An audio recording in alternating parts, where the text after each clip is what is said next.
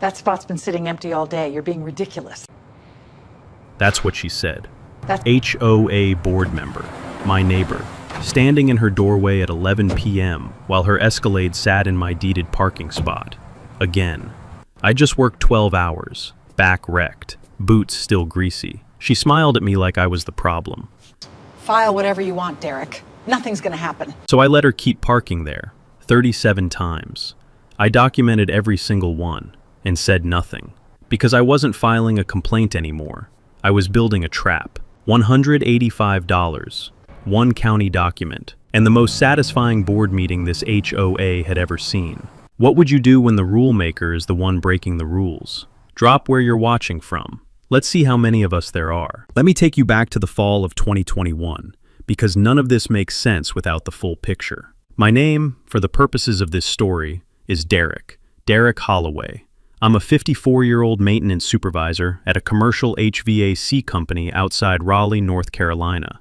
I've been doing that work for going on 26 years, crawling into attics in August, diagnosing compressor failures at 2 a.m., the whole glamorous package. My hands have permanent grease lines in the knuckles that no amount of lava soap fully fixes. My wife, Connie, teaches 3rd grade. We are, by every reasonable measure, exactly the kind of boring, hard-working people who just want to be left alone. We'd lived in our condo at Millbrook Ridge for about 4 years when this whole thing started.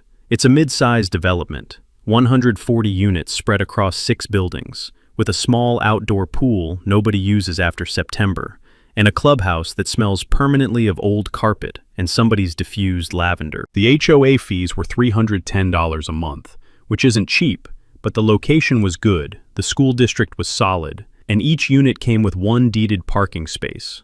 Deeded. That word matters. Hold on to it. Parking spot 114. That was mine.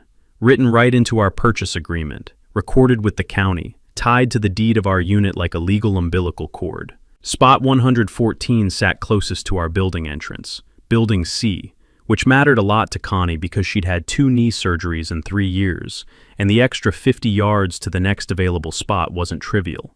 It wasn't vanity, it was logistics. Now, enter Beverly Storch.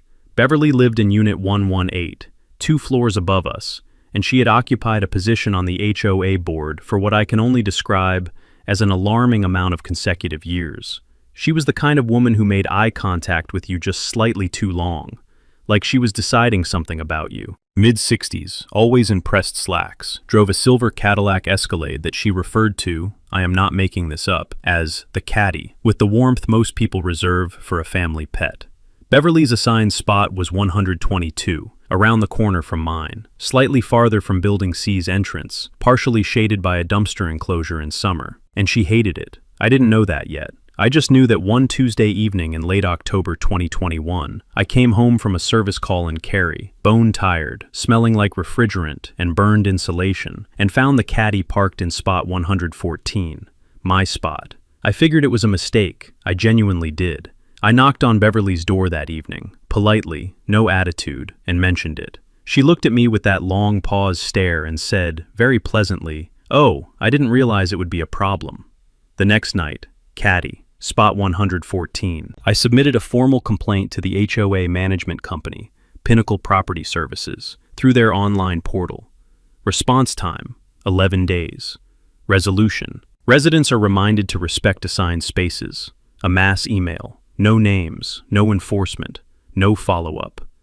The night after that mass email went out, I heard, I am completely serious, the distinctive crunch of Escalade tires on gravel at about 9:30 p.m., rolling right past spot 122 and settling into spot 114.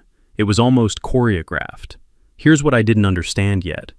Beverly wasn't doing this by accident, and she wasn't doing it out of laziness. She was doing it because she knew, with absolute certainty, that nobody was going to stop her. She was on the board. She essentially was the HOA, and that distinction between filing a complaint with a system and filing a complaint with the person who runs the system was the first thing I had to truly understand before any of this could change. Over the next 6 weeks, I became something I never wanted to be, a documentation obsessive. I bought a small weatherproof security camera, a Wise Cam Outdoor, about $30, and mounted it on my balcony railing, angled down at spot 114. I started a spreadsheet: date, time, duration, photos. I sent a second formal complaint to Pinnacle Property Services, with 3 attached images clearly showing the Escalade in my spot on 3 separate nights. I was calm, factual, even included the timestamps from the camera metadata. 11 days later, residents are reminded to respect assigned spaces. The exact same email, word for word. I'm not even sure a human read my complaint. Meanwhile, Beverly had developed what I can only describe as a parking spot rotation. Sometimes she'd be in 114 for 2 nights, then back in 122, presumably to create just enough ambiguity that no one could call it a pattern. But the spreadsheet didn't lie. Over 42 days, she parked in my spot 27 times. That's a 64% occupancy rate on my deeded property. I want to stop here and explain something because a lot of people, including, I'll be honest, a couple of my buddies at work, said to me, "Derek, just let it go. It's a parking spot." And I understand that instinct. I really do. But here's what those folks were missing. This wasn't about the spot. It was about the mechanism. Every time Beverly parked in 114, she was testing a proposition, that the rules applied to everyone except her. And every time the HOA did nothing, that proposition got confirmed. Not just for her, for everyone watching. When petty power goes unchallenged, it doesn't stay petty. So I escalated, properly. I wrote a formal letter, not an email, a letter, mailed certified with return receipt requested, to the full HOA board, addressed to each member by name. I cited the specific provision in the community's covenants, conditions, and restrictions document, which I had finally taken the time to fully read. Section 7.4. Each assigned parking space constitutes an appurtenance to the unit with which it is associated, and may not be used by any person other than the unit owner or their authorized guests without express written consent. I quoted it verbatim. The return receipt came back, signed. They'd received it. Response: nothing. 14 days of silence. Then, one Friday evening, I got a knock on my door. It was Terrence, our building's informal welcome committee guy, retired postal worker, known to everyone as a decent and generally neutral human being. He looked a little uncomfortable. "Hey Derek, I don't want to be in the middle of anything, but Beverly mentioned, just between us, that she's been having some mobility issues, and that spot 114 is just easier for her to get in and out of. I don't know, she seemed to be suggesting maybe you two could work something out quietly." There it was, the first counter move. This was a classic, informal channel play. Don't respond to the official complaint. Instead, route around it using a sympathetic messenger. Make it a neighborly dispute rather than a policy violation. And add a medical angle to make the other party look heartless if they push back. I want to be very clear. I had genuine sympathy for anyone with mobility challenges. Connie's knees, remember? I understood that more than most. But there are processes for that. If Beverly had a documented medical need for a closer parking space, there is an Americans with Disabilities Act accommodation process. There is a formal request procedure in Section 12 of the CC and RS. There is a conversation to be had. What there is not is a right to simply occupy someone else's property without consent while the HOA pretends not to notice. I thanked Terrence for passing the message. Told him I had no problem with a formal accommodation process through proper channels, and asked him to let Beverly know she was welcome to submit that request in writing. He looked relieved to have something to report back. I could hear him walking upstairs. The next morning, I checked the camera. The caddy was in spot 114. The informal channel play had failed, so Beverly escalated too. 3 days later, I received an official HOA notice, on Pinnacle letterhead, informing me that my balcony-mounted security camera was in violation of Section 9.2 of the Community Guidelines, which prohibited the installation of any exterior-mounted equipment without prior board approval. My camera, pointing at my deeded parking space, was the problem. I actually laughed out loud when I read it. Not a sad laugh, "Oh, you absolute chess amateur" laugh. Because here's what Beverly had just done. She'd forced me onto a playing field where the rules were written down, and I was, it turned out, a pretty good reader. I removed the camera that same afternoon, cheerfully.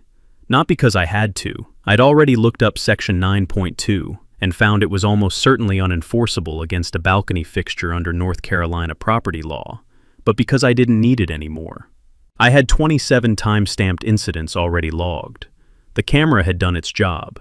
What I needed now was a lawyer. Specifically, I needed about 45 minutes of a real estate attorney's time, and I needed to show up with my full file. The CC and Rs, my deed, the complaint records, Beverly's HOA position, the camera notice, and my spreadsheet. My cousin Malcolm had used a real estate attorney named Franklin Osei in Durham for a landlord dispute a few years back, and said the man was like a surgeon with documents. I called Franklin that week. We met on a Wednesday morning. His office had that particular smell of a professional space that sees genuine conflict daily. Old paper, strong coffee, and just a faint undercurrent of someone's stress sweat from the chairs. Franklin listened to the whole story without interrupting, flipping through my documentation as I talked. When I finished, he set the folder down, folded his hands, and said, "You've got a solid nuisance claim and potentially a breach of fiduciary claim against the board. But before we spend money on litigation, I want you to look at something." He pointed to a clause in the CC and Rs I had read, but not fully understood. Section 4.11. The association shall maintain a current and accurate record of all appurtenant parking assignments. In the event of any dispute regarding the use of an assigned space, the association shall conduct a formal hearing within 30 days of written request by the affected unit owner. 30 days. Formal hearing. Written request. "Have you ever submitted a formal hearing request?" Franklin asked. I had not. I had submitted complaints, letters, emails, a certified letter, but not a formal request for a hearing, using that specific language. "Submit one today," he said. "Certified mail, return receipt. Cite section 4.11 by name. If they ignore it or fail to schedule within 30 days, that is itself a breach of the CC and RS, and at that point, you have standing not just to sue Beverly, but to sue the HOA for failing its fiduciary duty to you as a dues-paying member." I went home and drafted that letter before dinner. Takeaway from Franklin's first lesson. In HOA disputes, the difference between a complaint and a formal hearing request isn't semantic. It triggers specific legal obligations with deadlines. The certified letter went out the next morning. Beverly moved fast. Within a week, I received a response on Pinnacle letterhead. But this one felt different. The tone had shifted from dismissive form language to something tighter, more defensive. It acknowledged my hearing request and scheduled a board meeting for 6 weeks out. Not 30 days, but close enough that Franklin said it was within acceptable range. More interesting to me was what else it said. It noted that the board had reviewed the matter and found no evidence of a sustained pattern of unauthorized parking. No evidence. After I had submitted 3 rounds of photographic documentation, I forwarded it to Franklin. He replied in 4 words, "Save everything, this is good." Meanwhile, the caddy kept coming. But now something else had started happening. My neighbor across the hall, a retired electrician named Gerald Pruitt, knocked on my door one evening holding his phone out like an offering. "I saw your certified letter in the mail slot and figured you might want to know. She's been in my guest spot twice this month, too. I've got photos." Gerald and I stood in my hallway for 20 minutes, swapping documentation on our phones. He had 4 incidents. His wife, Pat, had another 2 she'd photographed from their kitchen window. Then Terrence, the same Terrence Beverly had sent as her informal envoy, showed up 2 days later with an awkward expression and a slightly different energy. "I looked up the camera rule she used on you," he said, rubbing the back of his neck. "It's only supposed to apply to the exterior building surfaces. You were on your own balcony. She knew that." Terrence, it turned out, had his own complaint about a storage unit that had been reassigned without notice. He'd been told it was a clerical error and let it go. He was reconsidering that decision. What Beverly had tried to do with social isolation, make this Derek's private grievance, had started to have the opposite effect. Every move she made generated a new witness.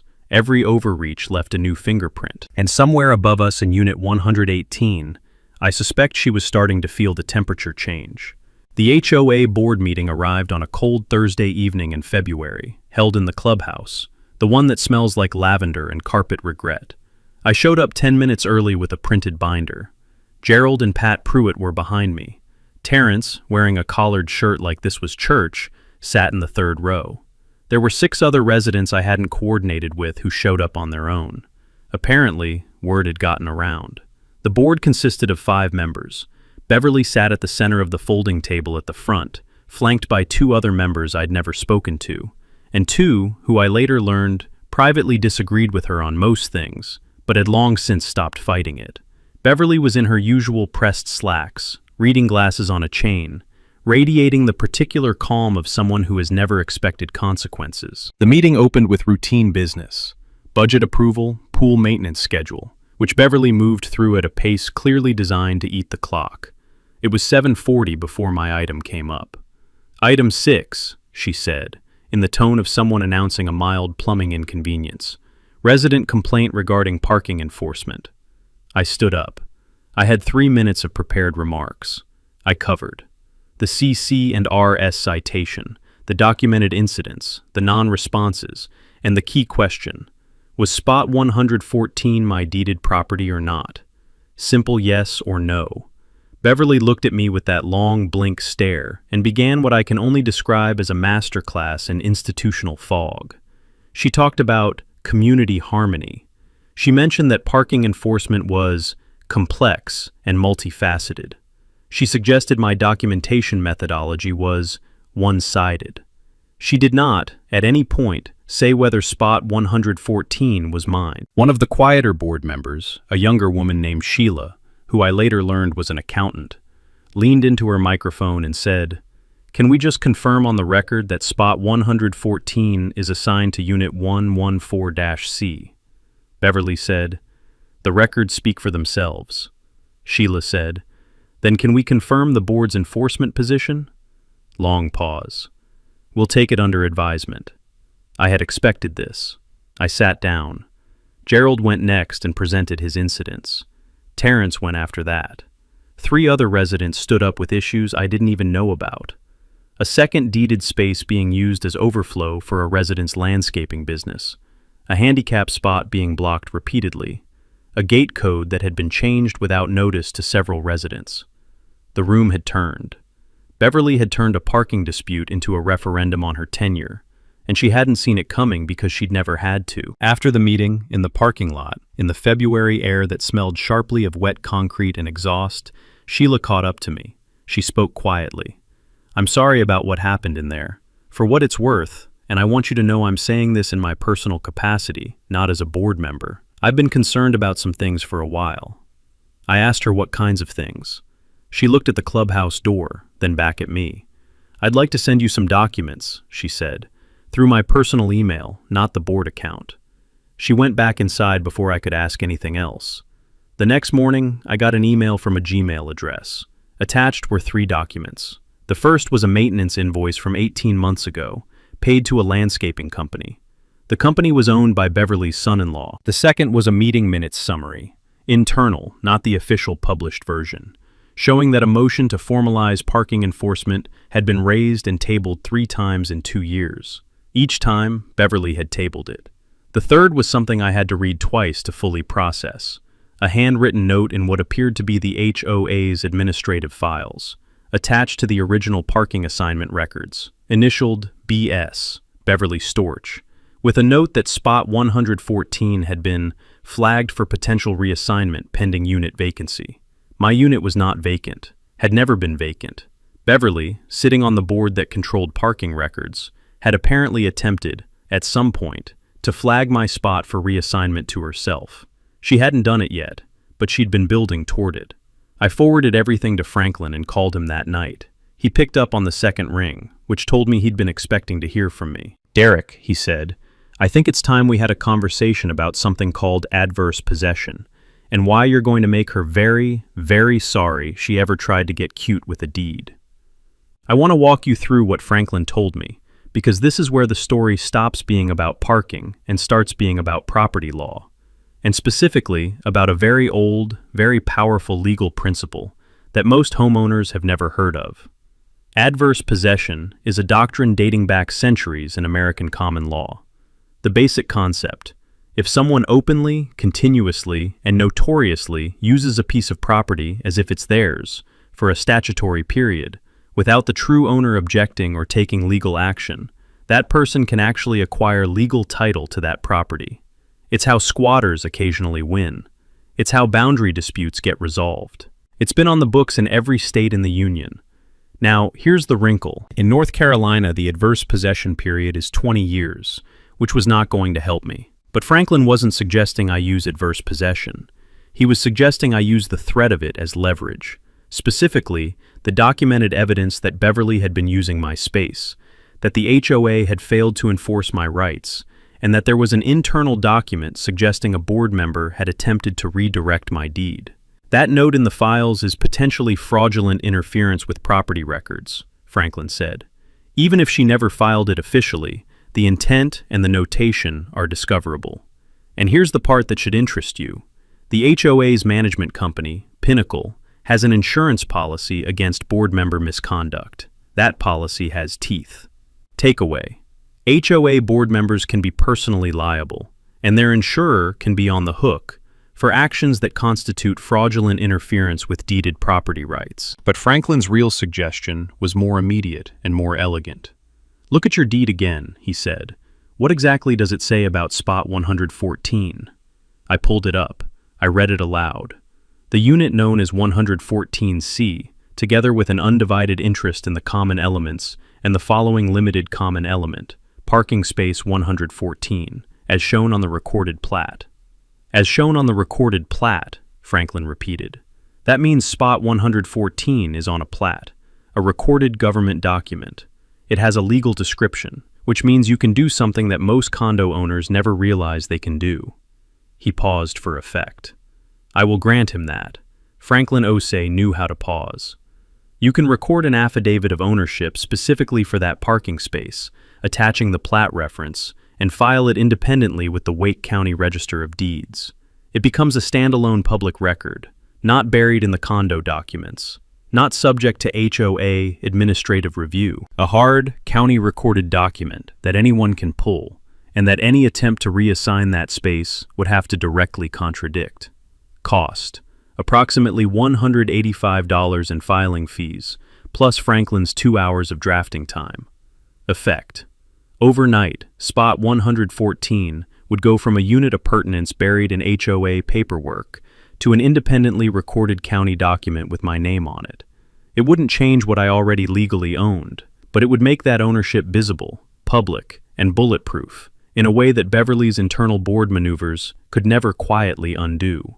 Recording a standalone affidavit of ownership for a deeded parking space at your county register of deeds is legal in most states, costs under $200, and creates a public record that supersedes any HOA administrative action. I told Franklin to draft it. He said he'd have it ready in 3 days.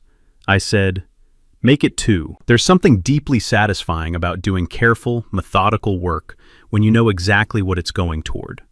That's how those next 2 weeks felt, like tightening bolts on a machine you've already run the diagnostic on. Franklin delivered the affidavit draft on day 2, as requested. It was 4 pages, clean, precise, legal language citing the original deed, the recorded plat number, the Wake County parcel ID, and a narrative description of the parking space's physical location. He'd also included, at my request, a clause noting the existence of the internal HOA document with Beverly's initials and the flagged for reassignment notation, not as an allegation, but as context for why a standalone filing was being made. "That clause will make someone very uncomfortable," Franklin said on the phone. "That's the idea," I said. I drove to the Wake County Register of Deeds office on a Tuesday morning, parked, walked in, handed over the affidavit and my check for $185. The clerk stamped it, assigned it a book and page number, and handed me a receipt. I stood there for a second after, holding that receipt, in a government building that smelled of fluorescent lights and old laminate flooring, and felt something settle in my chest. That document now lived in the public record, permanently. Anyone who searched my name, my address, or that parcel ID would find it. Any title company doing due diligence on any future transaction involving my unit would find it. Beverly Storch, with all her board positions and all her parking record annotations, could not make a document filed with the county disappear. But the legal record was only part of the plan. Franklin had also advised me on a second track, a formal complaint to the North Carolina Secretary of State's HOA Division, which handles violations of the North Carolina Planned Community Act. That act, Chapter 47F of the NC General Statutes, requires HOA boards to enforce their own governing documents uniformly. Selective enforcement, enforcing rules against some residents while ignoring violations by board members or their allies, is a statutory violation. Takeaway: most states have a Planned Community Act or similar statute requiring HOAs to enforce their own rules uniformly. Filing a complaint with the state agency is free, creates an official record, and carries real regulatory weight. The complaint took me about 2 hours to draft, citing specific dates, incidents, and the documented failure to enforce Section 7.4. I attached the full photographic record and the spreadsheet. I mailed it to the Secretary of State's office and CC'd Pinnacle Property Services directly, using their registered agent's address. The third track was the community one, and this came together more organically than I'd planned. After the board meeting, Gerald and Pat had stayed in touch. Terrence had started paying closer attention to HOA communications. Sheila, still careful, still working through her own calculations, had sent me 2 more emails through her personal account with additional questions she thought I should be asking. A woman named Dorothy, in Building A, who I'd never spoken to before, had apparently heard about the complaint effort through Terrence, and reached out to say she'd had a landscaping fee fraudulently charged to her unit 18 months ago. And looking at the invoice Sheila had forwarded me, it was from the same company, the same son-in-law. I made a list, not of grievances, of people, residents with documented experiences of HOA misconduct, willing to put their names on a formal statement. By the end of week 2, I had 9 names. 9 residents prepared to submit supporting declarations to the Secretary of State's office, each with their own incident documented, each naming the same board member as the common thread. One thing I want to be clear about: I was not running a campaign against Beverly because I disliked her. I didn't, particularly. I barely knew her. I was running a documentation effort because the only way institutional overreach ends is when the documentation becomes impossible to ignore. Personalities are deniable. Paper trails aren't. During all of this, life continued in the ordinary way. I went to work. Connie graded papers at the kitchen table in the evenings. We had dinner. I watched some football on weekends, and once Gerald and I spent a Saturday afternoon replacing the weather stripping on his front door, which had nothing to do with any of this, but felt like the right thing to do. There is something grounding about a task with a clear finish line. Door drafty, door not drafty, when everything else is in motion. And the whole time, the caddy kept showing up in spot 114. Every few nights, regular as a bill in the mail. Let it. Every occurrence was another data point.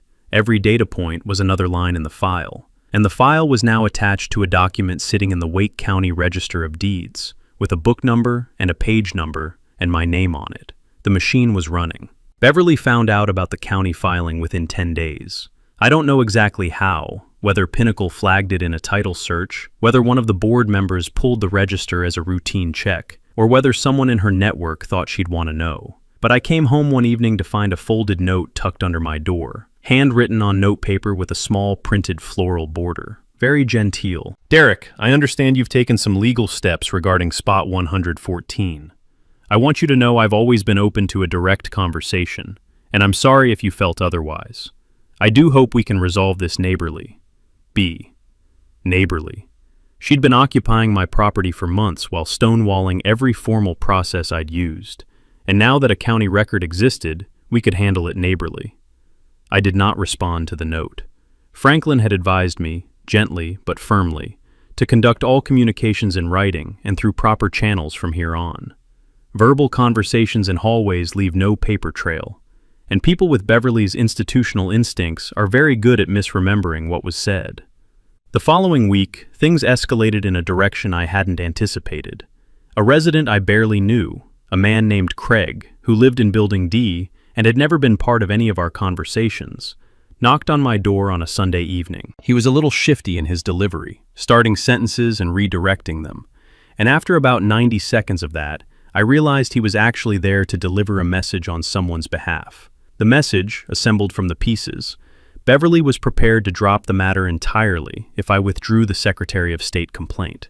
She was also, Craig implied, though he tried to make it sound like his own idea, willing to discuss a cash arrangement for any inconvenience. I looked at Craig for a long moment. "Are you aware," I said, "that what you just described might constitute attempted bribery?" Craig's face went through approximately 4 emotional phases in about 2 seconds. He said he was just passing on a casual thought and absolutely hadn't used the word bribery. I told him I understood, thanked him for stopping by, and closed the door. I then wrote up a contemporaneous account of the conversation, time, date, what was said, in as close to verbatim as I could manage, and emailed it to Franklin with a subject line that said, "New development, please advise." Franklin's reply, "Do not engage further. Save that email. This is very good." The smear campaign followed about a week later, which I had honestly expected. An anonymous post appeared on the community's private Facebook group, one of those "just asking questions" posts, wondering aloud whether the ongoing dispute about parking was being driven by a resident who had anger issues and had made several neighbors uncomfortable. No names, technically, but the context was clear enough to anyone who'd been following events.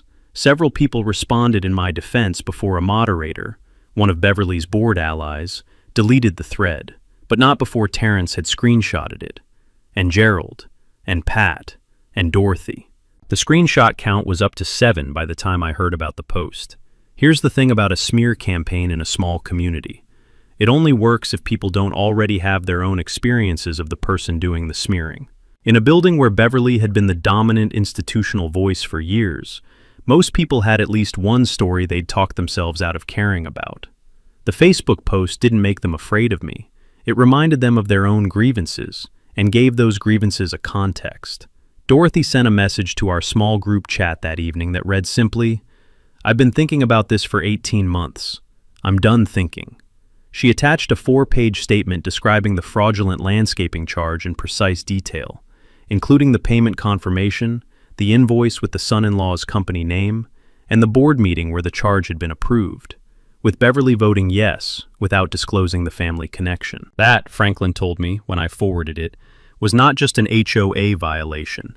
That was a potential conflict of interest violation under NC law, which requires HOA board members to recuse themselves from votes in which they have a financial interest.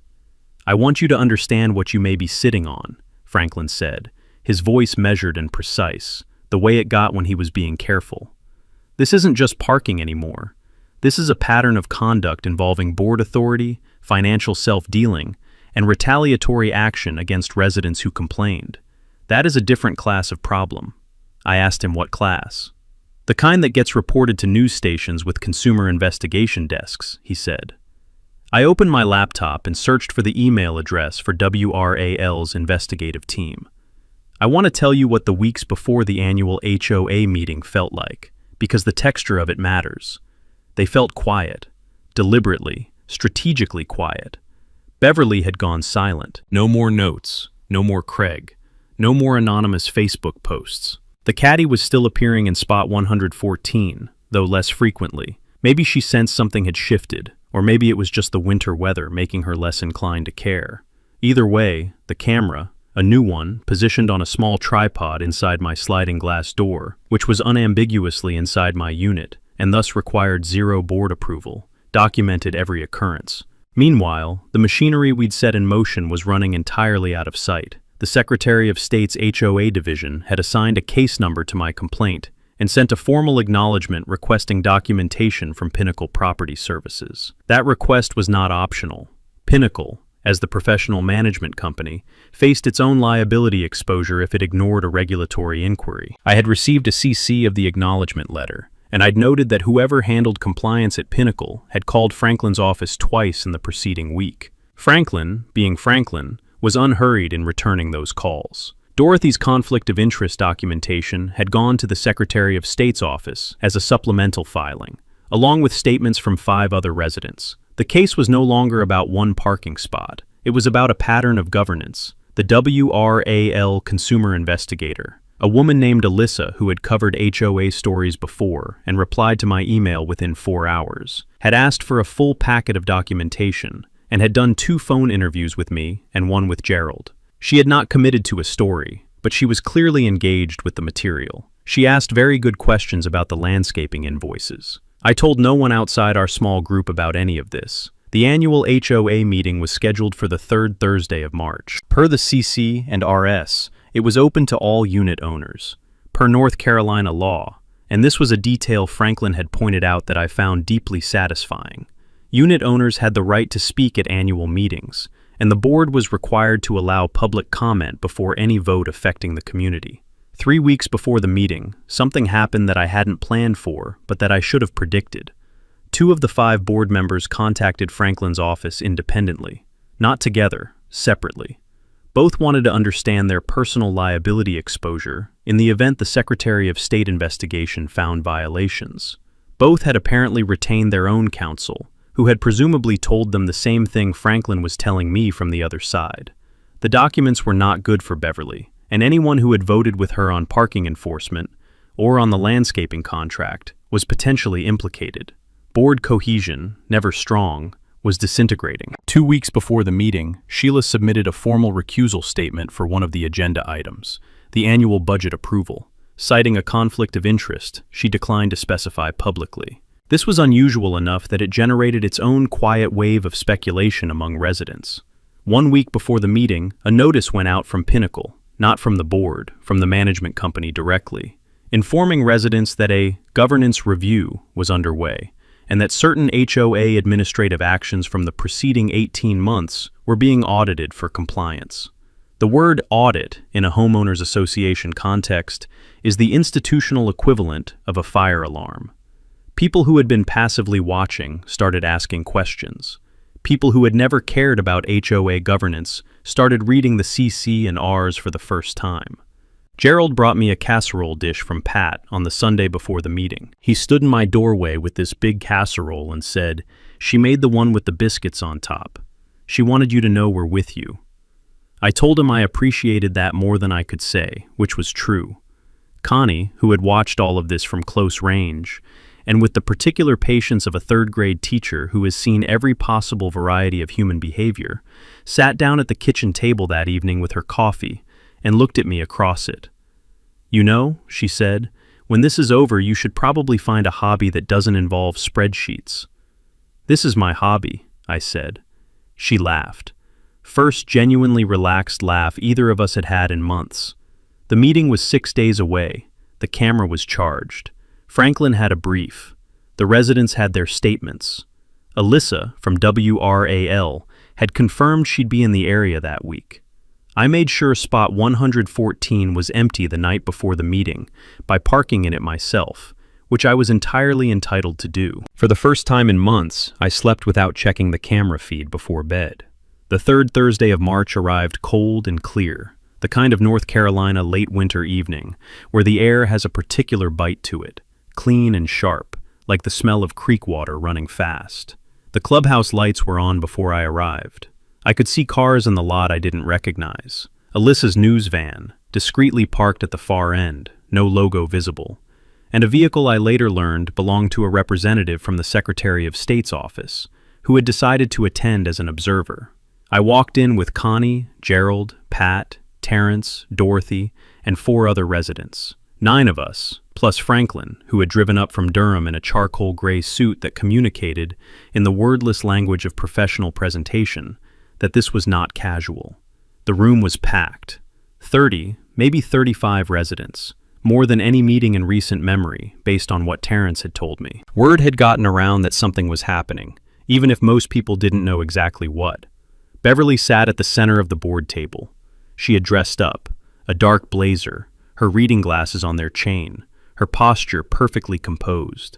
But I had been watching her for months by now, and I noticed what I don't think anyone else did. She was very still, the kind of still that isn't calm, the kind of still that is controlled. The meeting opened with procedural items, budget approval.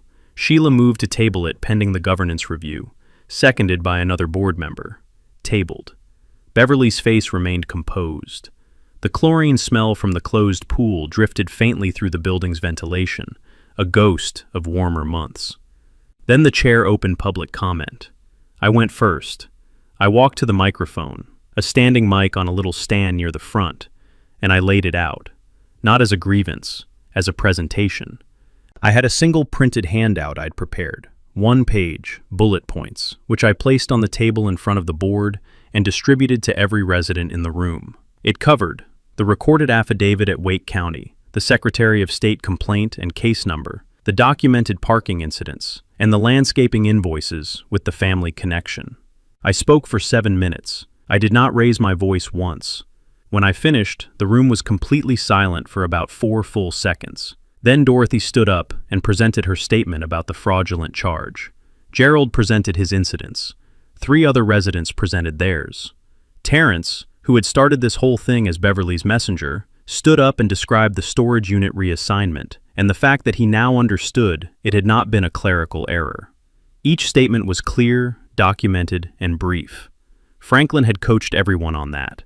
No drama, just facts. Facts stacked on facts until the weight of them was physical. Throughout all of this, Beverly sat still. She did not interrupt. She did not respond. One of the other board members, the younger one, not Sheila, was visibly pale by the 4th statement. At the conclusion of public comment, Franklin stood from his seat in the audience. He was not at the microphone. He was simply standing, which was enough. My name is Franklin Osei. I represent Mr. Holloway and several co-complainants. I want to note for the record that the Secretary of State's office has an observer present this evening, that the documentation presented tonight has been fully preserved and filed, and that my clients are prepared to pursue all available civil and regulatory remedies if the board does not take immediate corrective action. He sat back down. One of the unnamed board members turned to Beverly and said, out loud, in a voice that carried, "Beverly, I think you need to address this." Beverly uncapped her pen, recapped it, looked at the room. "I will be stepping back from board duties pending a personal review of these concerns," she said, in a voice that was perfectly modulated and gave away nothing, except, to anyone who'd been watching her long enough, everything. There was no applause. This wasn't that kind of moment. It was the sound of a room exhaling. After the meeting, in the parking lot, in that cold, clear air, a woman I'd never spoken to came up to me and said, "I've lived here 11 years. I stopped going to meetings because I thought nothing ever changed." I said, "Things change when people document." She nodded, looked out at the parking lot, at spot 114, empty, mine, and walked to her car. Alyssa found me by the news van on her way out and asked if I'd be available for a formal interview that week. I said yes. The story ran on a Wednesday. It led with the county affidavit and included 3 residents on camera. The Secretary of State's office confirmed the investigation was ongoing. Pinnacle Property Services released a statement about their commitment to regulatory compliance. Beverly did not comment. 6 weeks after the annual meeting, the HOA received formal findings from the Secretary of State's HOA Compliance Division. The findings cited 3 violations of the NC Planned Community Act: failure to uniformly enforce governing documents, failure to hold a timely hearing in response to a written request, and undisclosed conflict of interest in board voting. Beverly was formally removed from the board under the remediation agreement. The landscaping contract with her son-in-law's company was terminated. Pinnacle Property Services, to their credit, did not go down with her. They cooperated fully with the review and hired an independent governance consultant to audit the previous 2 years of board actions. 11 administrative decisions were reversed or modified. 4 residents received refunds for charges that had been improperly applied. Spot 114 is mine. It has been mine the entire time, technically speaking. But now there is a book number and a page number at the Wake County Register of Deeds confirming it, and nobody in any future board configuration will ever be in a position to quietly annotate those records. Connie parks there every day without thinking about it, which is exactly how it should be. I want to talk about what the community did next, because I think it matters more than any of the legal maneuvering. In the wake of the investigation, a group of residents, led by Sheila, who was elected board president at a special election in May, and including Gerald, Dorothy, and about a dozen others, formed a Millbrook Ridge Resident Advisory Council. Not a second board. A watchdog group, independent of the HOA, with a simple charter, attend every board meeting, maintain a resident-accessible archive of all HOA decisions and financials, and ensure that no single person ever again accumulated the kind of unchecked administrative power that had made the preceding 4 years possible. Sheila also proposed, and the new board approved, the Millbrook Ridge Good Neighbor Fund, seeded with $4,000, redirected from an administrative budget line that had previously been paying for things like the board's annual governance retreat, which was, as near as anyone could determine, a dinner at a steakhouse. The Good Neighbor Fund's first use: 2 $500 scholarships for graduating seniors from the local high school, awarded based on community service. The second, a contribution to the county's urban tree planting initiative, which put 3 new shade trees along the edge of the parking lot. One of them is planted in the strip of grass adjacent to spot 114. I find that disproportionately satisfying. Here's what I want you to take from all of this. Not the drama, not the public meeting moment, but the practical architecture underneath it. You have more tools than you think. The CC&Rs are a contract, and contracts create obligations on both sides. A formal hearing request is not the same as a complaint. A county affidavit is not the same as a verbal claim. Most states have HOA oversight bodies that are free to file with and take violations seriously. Documentation isn't just defensive, it's a form of power, quietly accumulated, ready to deploy when the moment is right. Beverly bet that I would get frustrated and go away. A lot of people do.